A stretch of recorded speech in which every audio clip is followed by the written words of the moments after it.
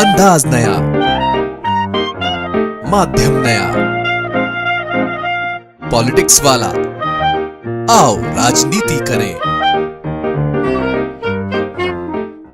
नमस्कार, आप देख रहे हैं पॉलिटिक्स वाला पीएम टाइम और मैं पंकज मुकाती। मध्य प्रदेश सरकार बाबा रामदेव के आगे शीर्षासन कर रही है और उसके सारे अफसर शवासन। जी हाँ, ग्लोबल इन्वेस्टर समिट में बाबा रामदेव पर जिस तरह से मध्य प्रदेश सरकार मेहरबान हुई है, उसे देखकर आप समझ सकते हैं कि पूरी सरकार और अफसर किस तरह शीर्षासन और शवासन में लगे हुए हैं। मध्य प्रदेश सरकार ने उस बाबा रामदेव की कंपनी पतंजलि को 432 एकड़ जमीन आवंटित कर दी, जो 9 साल पहले ऐसे ही वादों का झांसा देकर लौट गई और आज तक कोई काम नहीं किया।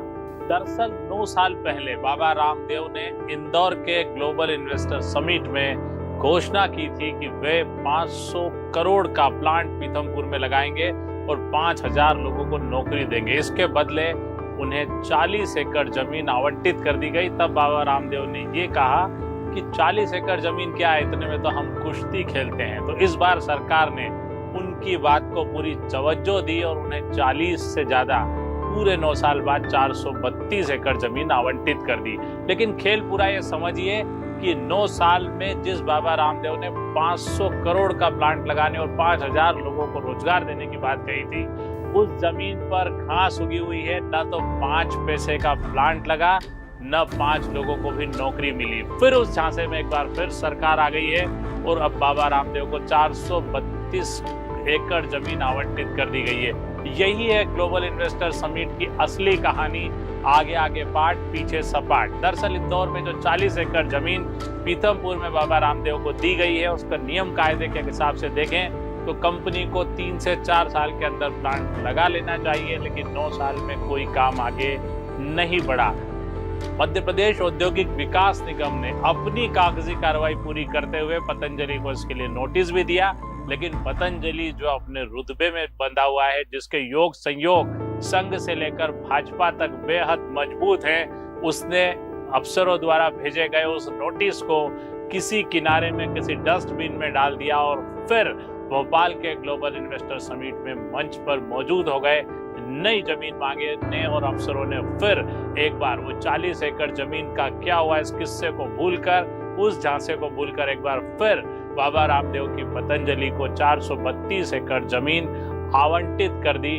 और खुद बालकृष्ण जो पतंजलि के प्रमुख हैं, वो मंच पर मौजूद थे और हड़बड़ी इतनी जमीन आवंटन की, दबाव इतना संघ और भाजपा के बड़े नेताओं का कि ये कहा गया कि मंच पर ही, यानी कि कुछ घंटे के भीतर ही 432 एकड़ जमीन का आवंटन बाबा रामदेव की कंपनी के नाम कर दिया जाए। जहां आम आदमी एक रजिस्ट्री तो छोड़िए, मकान के नामांतरण कराने के लिए भी 8 से 15 दिन का इंतजार करता है, लाइन में धक्के खाता है।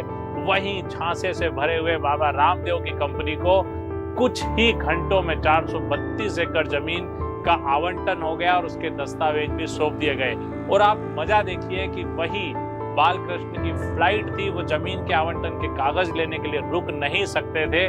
तो जब तक अफसरों ने ताबड़तोड़ कागज बनाए, तब तक बालकृष्ण यानी पतंजलि के कर्ता धर्ता एयरपोर्ट पहुंच चुके थे। तो जमीन देने को इतनी उतावली थी सरकार और उसके अफसर कि वे तेजी से दौड़ लगाते हुए एयरपोर्ट पहुंचे और एयरपोर्ट पर ही पतंजलि के प्रमुख बालकृष्ण को 432 एकड़ जमीन के कागजात सौंप दिए। अब इस जमीन पर क्या काम करेंगे बाबा रामदेव और कितना प्लांट लगेगा और कितना रोजगार आएगा? आखिर रोजगार की जो सूची जारी की है, जो आवंटन निवेश की घोषणाएं की गई, उसमें बाबा रामदेव के इस प्लांट की भी भूमिका होगी। उस जोड़ घटाव में उनकी कंपनी का नाम जरूर होगा।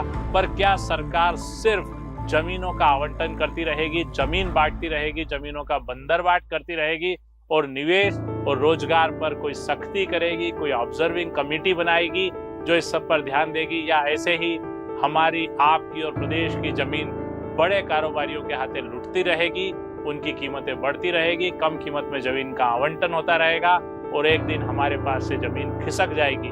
बाबा रामदेव को 40 एकड़ जमीन देने के बाद अब पीथमपुर में किसी बड़े उद्योगपति को जो मंशा रखता हो प्लांट लगाने की, उसको देने के लिए भी सरकार के पास जमीन नहीं बची है।